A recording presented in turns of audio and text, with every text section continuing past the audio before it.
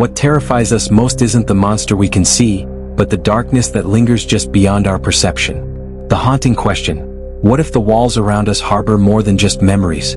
Shirley Jackson's The Haunting of Hill House stands as one of literature's most chilling masterpieces, a psychological labyrinth that Netflix recently reimagined to terrifying effect.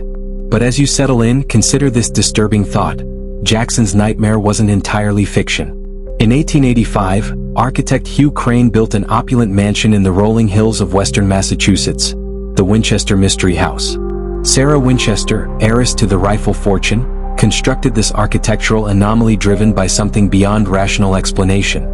Following the deaths of her husband and infant daughter, a Boston medium delivered a chilling message. The Winchester family was cursed by the spirits of those killed by their rifles. Her only salvation? Build continuously to confuse the vengeful dead. For 38 years, construction never ceased. Staircases leading nowhere. Doors opening to solid walls. Windows overlooking interior rooms. The house grew to 160 rooms, a physical manifestation of Sarah's deteriorating mind, or perhaps her desperate attempt to navigate supernatural torment. When Shirley Jackson first visited the Winchester house in 1952, something profound and disturbing took root in her psyche. Though she never explicitly confirmed the connection, the architectural impossibilities of Hill House, rooms that shift position, doors that close themselves, and spatial dimensions that defy logic, mirror Sarah Winchester's creation with unsettling precision.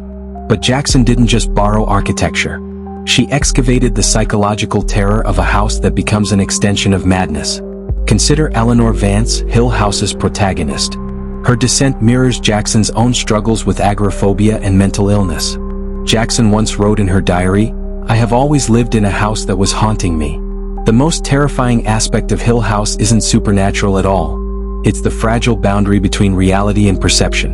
What makes Jackson's story transcend ordinary horror is this blurring of boundaries. Is Hill House possessed, or is Eleanor? Is the house haunted, or is it simply an amplifier for the darkness already within us? Perhaps most chilling is Jackson's personal connection to psychological torment. While writing Hill House, she experienced paralyzing anxiety attacks and rarely left her home. The novel's famous opening lines, "Hill House, not sane, stood by itself against its hills, holding darkness within," could easily describe Jackson's own mind. The true horror behind The Haunting of Hill House isn't just a haunted mansion in Massachusetts.